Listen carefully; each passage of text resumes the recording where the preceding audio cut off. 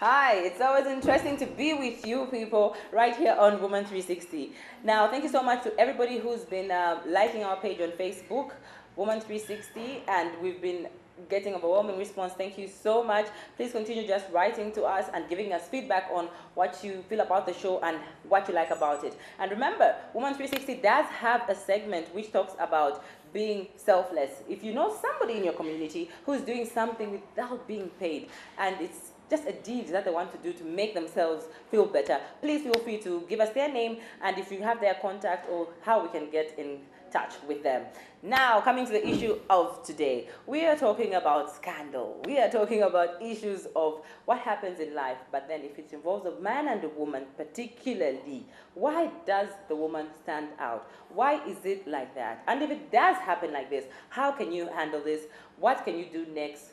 Who do you talk to? So on the program today, I have very interesting people. I have Pastor Osaji representing the clergy. I have Edwin Zulu, a traditionalist. And our star guest for today is Dambisa. You all know her, you know her music. And of course, the story that did come out late last year when she was pregnant and she was on social media. She was pregnant and people castigated her for that. So this is the show for today. And when we go to Elise Joy, we are looking at prints and patterns.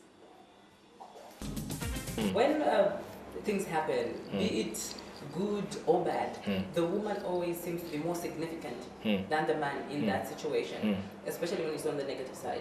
Why is this so? Okay, that's a very good question, and I'm going to answer it like this.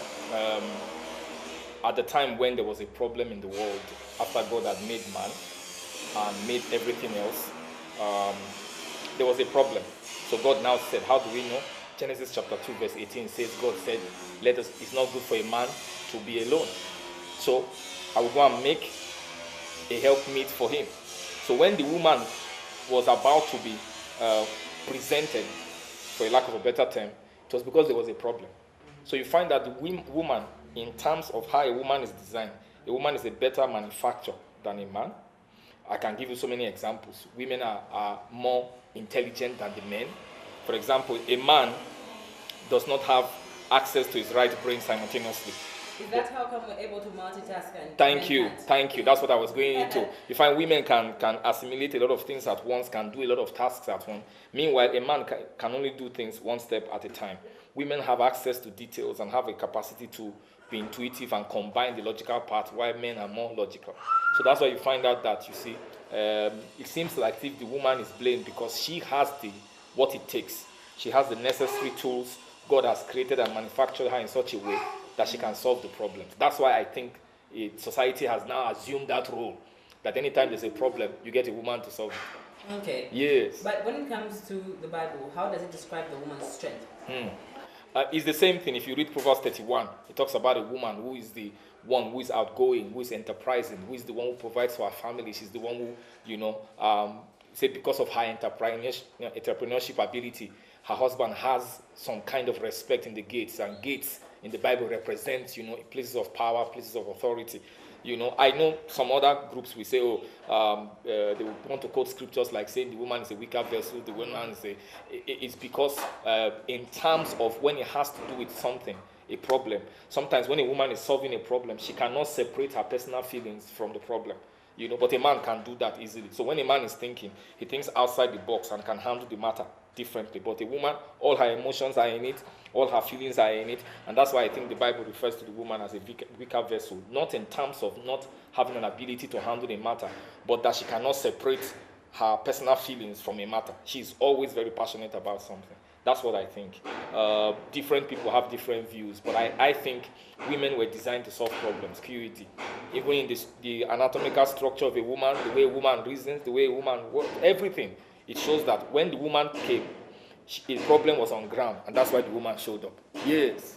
Okay, we have different personalities, and we handle things differently. I'll pick a situation in the Bible where Mary Magdalene was caught in an adulterous situation. She was the one who was put there and was stoned. And bring it home right now in Zambia. I might be an introvert. The next friend here might be an extrovert. And how does the church help women with different personalities to face challenges, everyday challenges in life? The bottom line is that they are still women. You know, if you want to solve a problem, you have to remember that this person has a particular personality which has to be dealt with. So the first thing to do is to always make sure that women are encouraged. You see, I have 2 daughters. So is I the can church tell. doing that? Yes. Okay. You find we have all kinds of meetings nowadays. You have empowerment for women. We have women bishops now. We have all kinds of women, you know, doing all kinds of things in the church, and that's how we are going about it. So the woman must be encouraged. The woman must be motivated, because she always feels like she's not good enough. I don't know about any other woman. I can see it from my daughters. Every time you always have to keep encouraging her. You have to keep telling her you are the best, make me proud. You have to see her that way she can rise to the occasion. Meanwhile, whatever she needs to deal with that problem is available, but you need to encourage her. The church is heavily on that. That's why, like I said, we have women programs. We have a lot of women are bishops nowadays. Women are playing a major role in church planting, church organization, what you can call the advancement of the gospel. Women are heavily involved nowadays, and the church is playing a major role in it. Right. Yes. Pastor Osaji, thank you so much for coming to. Thank you so much. I'm grateful to be here, and all the best to all the women out there. All right. Thank you so much. You're welcome. Now, I'm very excited for our very next guest, because I remember the last time we were on set together, we were both very big, and this time we have cut away all the external stuff that we had. Dambisa, thank you so much for coming to Woman 360. How are you? Thank you. How are you? All right, you look great. Thank you. You look great too. Then, you know. It's the last one. Well, we've got bundles of joy, don't we? Very. They're a blessing. How's the baby? He's fine. He's around somewhere. What's his name? Aiden. Okay, how's motherhood going? How's that so far? It's a wonderful feeling when you know you have this little one who you have to take care of. Whenever you look at them, you just feel like, I just want to squish this thing. Has your patience grown? People say when you become a mother, you become more patient than what you were before you gave birth. You know, sometimes they say like most things they normally lean towards the woman's side. Yes. And as a woman, things like that should only make you grow stronger. You shouldn't like give up then, and you shouldn't give in, so to say, okay, something like this has happened. Like, I won't take any other example, I'll take my example. Yes. I went through so much. I was 5 months pregnant when I was left, and I almost gave up. I almost took my life, actually. I almost killed myself. It's not a nice thing to say, but I did that. You begin, once you sit down with the right people, you begin to think and say, okay, I have these people who are looking up to me, and I have this life I'm carrying inside, and I need a situation whereby everything can seem right. Like when you are in that space, everything becomes so dark that you don't know, and you begin to feel like the people around you are talking about you, and you don't want to see anybody. You just want to close yourself up and just say, okay, this is the end of it. I just don't want to get out there. This is me. But as a woman, you give life. You are like a vessel. You carry a life, and you are a connection between God and life. Because without a woman, there's no life. It's a miracle, you know. It's a miracle. You carry the child 9 months, and then you give birth, and you nurture that child. You have to find a positive side of yourself. See the beauty in you, like see the stronger you inside, and rise with it. Make sure that you focus on your pain, and your pain will make you stronger. Don't just use your pain to depress yourself. Use your pain to step ahead and say, I'm gonna get up and I'm gonna show you that I am a mother and I've done this before, and I'm going to give up and live up my life, because this is my life, not yours. A person out there, a woman out there would be saying, look, Dambisa is a personality. She's a public figure. She's got that personality which is stronger, and I'm just this ordinary lady who's at home, who can't do anything. But you're human as well. But, well, you have got a stronger personality. Seeing clearly the way you've just reasoned from the situation where, you know, the photo was there, people were talking, even people who don't know you were talking. Pastors from church were talking about it. You begin to wonder. Yes, so somebody who's saying, well, she's strong, she's not shy, she's out there, she's maybe got stuff that helped her go through this. What can you tell that woman out there? I will tell you one thing. Being in the public eye is a more stressful thing than you can imagine. It's not like being someone who's not known. I've got more stress than someone who's behind at the background, because like for you who's at the background, not everyone would know you and not everyone would care of what you've done. Maybe 100 or maybe 30 people would know about what you've done, but for us, it's like the whole entire nation and the world that like knows you, and they know what you've done, and they'll keep on talking about it. But you don't look at that and say, this is the end of me. You look at that and say, this is the beginning of me. Because since you know me, I'm going to use this for you to know the better me. Because you are judging me from a point where you don't even know me. I'm just human like you. It's not an easy thing. Don't take it like we have it easy. We don't have it easy. We take insults from people we don't even have an idea for who they are or where they come from. But you, as a person who's at the background, the only people who look at you are those people who know you, like your, your mini world. But for us, it becomes like a blast. You just don't even know where to start. You go in a shop, everyone is looking at you, everyone knows you, everyone knows what you've done, and it's just not easy. So what for me, what I do is I look at that and say, why do I have to care what someone thinks of me?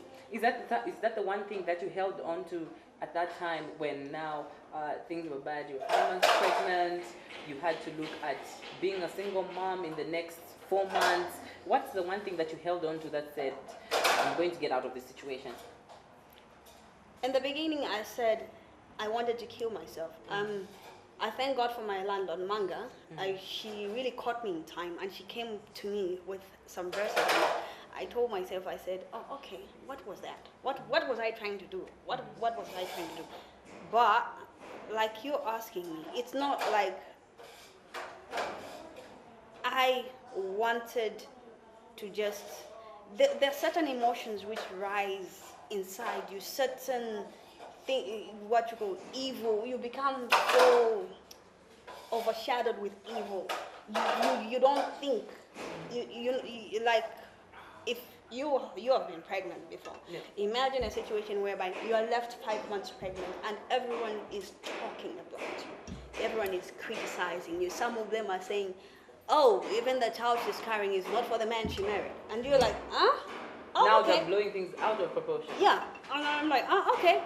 I know she's been, all this, she's been around. And you're like, oh my gosh. But for a woman, like the pastor said, for a woman who's been in adultery, it's more there than a man. And I don't understand that fact. But you have to hold on to say, if this man can do all these things and can live his life, why can't I live my life? If I've made a mistake, I'm able to change that mistake by being a positive person in life and being able to tell other people who are coming behind me to say, okay, I've been there. You have to take this direction in life. And I'm trying to appeal to all the mothers who are feeling down, or maybe you've been left with a pregnancy and everything, or maybe you've been impregnated and the guy has refused you. Don't worry about it. There's something better which comes out of all that misery and everything, and that's your child. Your child is the mainly the main thing you should focus on. Hold on to that thing, nurture that thing. And when the child grows up, all your bitterness toward that person will just die out, and you'll be laughing at yourself and say, what the hell was I doing? After all, there's sunshine after the rain, isn't it? Imagine that. So what are we expecting from you now that we've passed all that and we're moving forward? What are some of the projects you've involved yourself in? I've involved myself in a lot of projects and doing a video. I've done a video and I've done an album, which I'm hoping by next week it will be out. I'm doing like, I'm letting go a single. I'm putting a single out there, and I'm not going to look. You don't want to preempt. We should just wait for it. No. I'm just being real. I'm not going to look at what people think of me, because this is me. I'm gonna live my life, and I'm gonna live my life to the way that makes me feel human enough to say, I'm living, this is my life. I'm not going to confine myself in a box. And never should you confine yourself in a box, because a woman has got more power than a man. I'm sorry guys, but it's the truth. It's the truth. Now, there's a strong woman out there. There is a strong woman out there. It's always a pleasure to be with you. As I said, thank you so much. Thank you. Or at least we're looking good. You know? We're looking good. Yeah. Well, thank you so much, Dambisa. She's just given us, a life experience, and I know it takes guts to talk about something that's quite personal, something close to your heart to share with people. Now, as Zambians, we can't escape the fact that we are in Africa. And when you know you're African, there's norms, there's customs, and there's an argument that maybe some of these norms in society could just add to why in a situation, especially a negative one, the woman would pop up more, or why should maybe the man want to shift the blame slightly to the woman. And I have a traditional counselor right now who I'm going to be talking to, Edwin Zulu. He's going to just give us the voice of traditions, of customs, and how they relate to such situations. How are you? And thank you so much for coming to me. Thank you so much, Judy. I'm okay. Good afternoon. One Zambia, one nation, one people. Now, Mr. Zulu. Yes. This issue that we are talking about, firstly from the traditions perspective, why does this situation come out like this? Why does it come out like this? It's patriarchal. Patriarchal meaning the male elders. You know, the mindset from long time ago was that women are second class. They are objects to use. Women were never on the same footing or level with men. As a matter of fact, a man was more superior than a woman. And this is why in almost everything, a woman was downtrodden, was persecuted, repressed, and suppressed. That even in as far as marriage is concerned, she had no choice. It is the mother or the auntie or the uncle say, "Uzakotaja family ja," She had no choice of her own. Unlike these days, that Judy, you could choose your own, partner. Now, this was done as a result of selfishness and greediness from the men. That's 60, 70 years ago. In fact, even before we had independence, in the pre-colonial era, the reasons was that the men wanted to dominate the women because they thought that the women could not rule or overrule the men. And that's the very reason why they thought that women were weaker sex and their place was in the kitchen and that they could not go to school. It's sad to say that in those days, the elderly men, the patriarchal system, allowed only the boys to go to school. For the ladies, the girls, they said they will get married. And even when they went into marriage, the primary purpose was that they should reproduce, have children, and do the donkey work for the man. So there was oppression, there was no freedom, so to speak, and the woman could not speak anything, could not rise up against a man. In fact, even the matriarchal system, that is the elderly women, taught these young ladies and told them that if your man does not beat you, it means he has a girlfriend.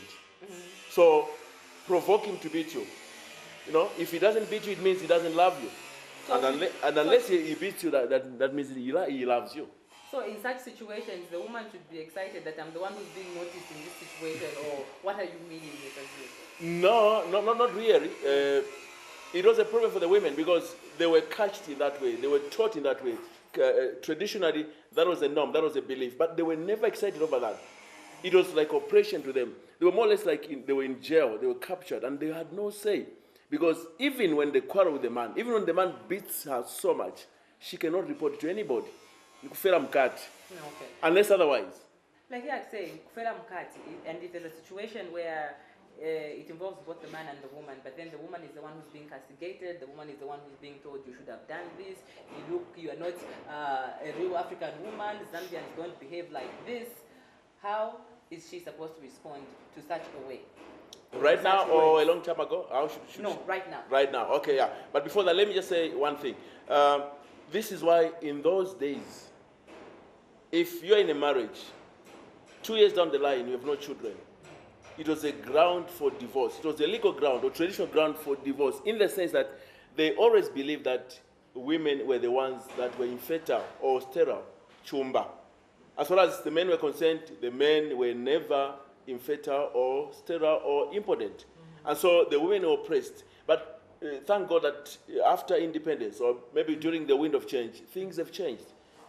Women also have got their own rights, so to speak, the women's rights. And the Bible clearly states that women are on the equal footing or path with the men. Genesis chapter 1 verse 27 says God created man in his own image. in his own image, he created male and female, meaning that, there's no difference between man and woman.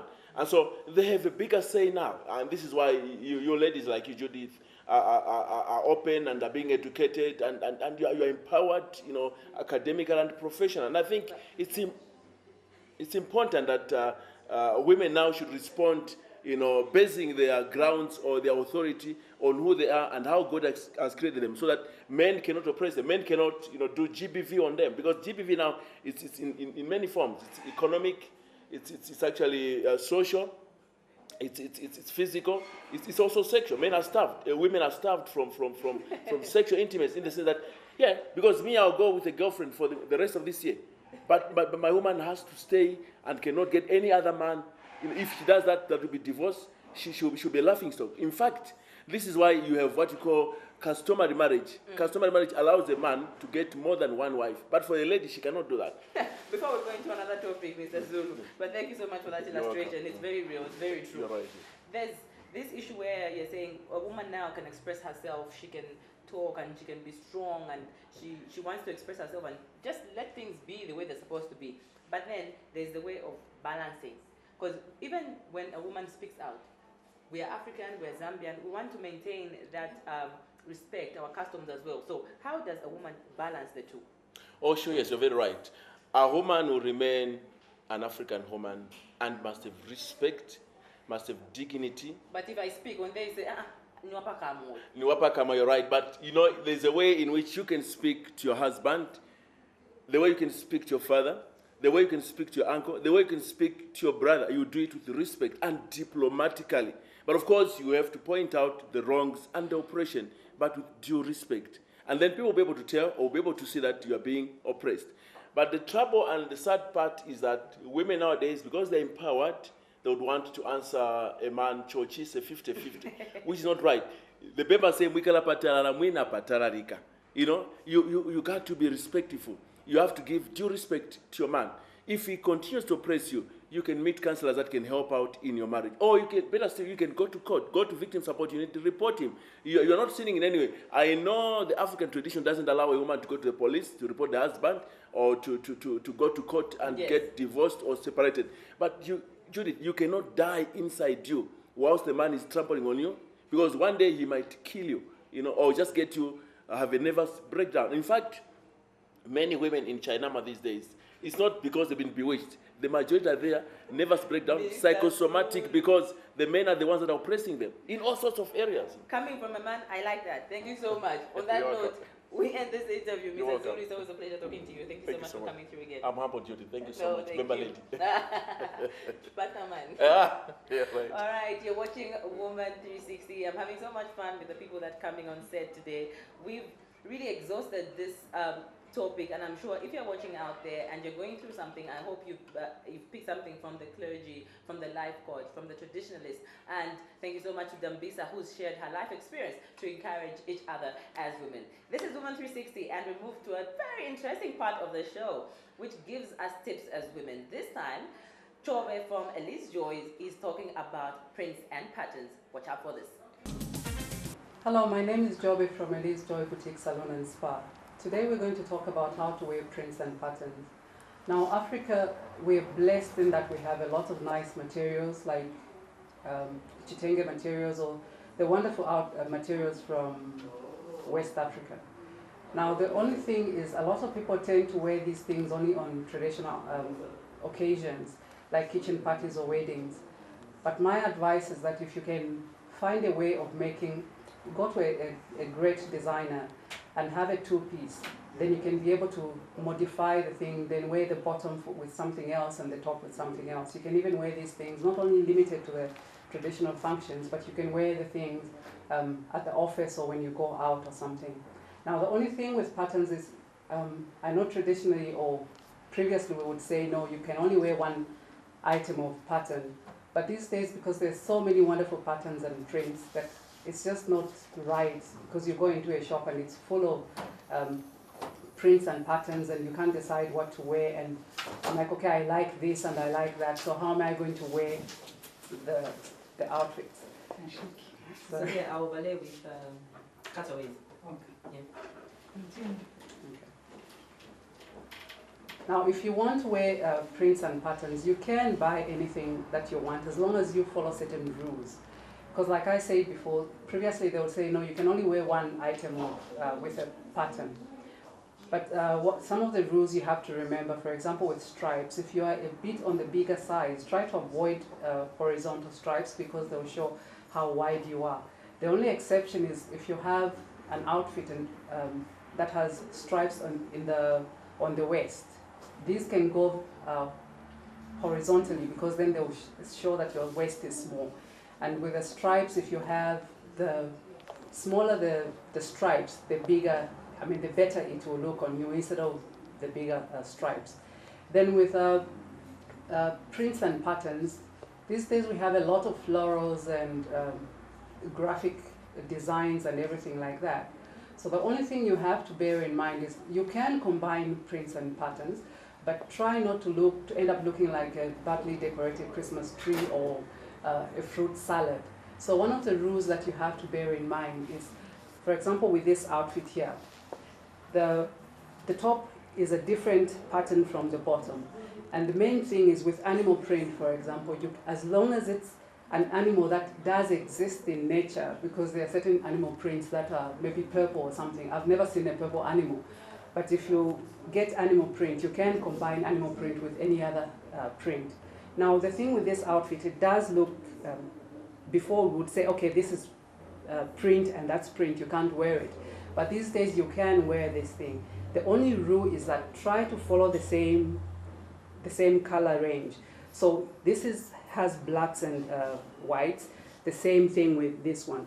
And then if one print has to have bigger, like if the print is bigger, then the other print that you're combining has to be small. And then for this outfit like this, if you're bigger on top, then try to wear the smaller print on top so that it doesn't show off. Or the other way you can do it, if you're bigger on the bottom, then wear a plain outfit on the bottom, and where you feel you are more comfortable and you're right, you wear the smaller print. So with this outfit, just bear in mind, if we had blue on top, we can wear with blue, even polka dots or stripes or whatever it is. Like I say, with animal print, you can wear it with flowers and everything else. Then we come to this other outfit. This is a very nice skirt that you can see. A lot of people would not normally wear that color. But then you can see that the way we've combined it here, it would have been okay if maybe you have a black top, or you can pick one of the colors. Yeah, that's one of the other rules about wearing print. You look at whatever item you have, and you can pick and match with either your shoes or your top, or your bottom. If this is the print is on top. Whatever you're wearing with the thing, pick one of the colors in here. So I would pick this pink or the white. But here we're just trying to show that it can also look, if you're flamboyant enough or you are confident enough to wear these colors, you can go this route. The other way, if you want to tone it down, for example, if you're at your office or something, you're not, even if maybe you're not confident in wearing colors, you can put a black top here or a cream jacket or something just to tone the color down. So it's back to you, Judy. All right, thank you so much, Joe and the Liz Joy team for that fantastic prints and patterns. Now you know how you can mix and match those two and how you can work your prints and patterns. This is Woman 360 for today. Thank you so much. Join us next week for another fantastic show.